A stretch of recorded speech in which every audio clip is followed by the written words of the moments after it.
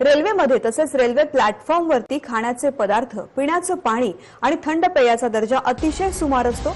कुर्ल्यामध्ये harbour मार्गावरच्या platform क्रमांक 7 आणि 8 वर असलेल्या खाद्यपदार्थाच्या स्टॉलवर अतिशय घाणेरड्या पद्धतीने लिंबू सरबत बनवतानाचा एक व्हिडिओ समाज माध्यमावरती व्हायरल झालेला होता आणि या स्टॉलच्या छतावरती या स्टॉलचा कामगार लिंबू सरबत अतिशय घाणेरड्या पद्धतीने तयार करत होता। तसंच त्याने त्याच सरबताच्या पाण्यामध्ये हात सुद्धा धुतले। हा सगळा प्रकार एका प्रवाशाने आपल्या मोबाईल कॅमेऱ्यामध्ये कैद केला आणि तो समाज माध्यमावरती व्हायरल केला।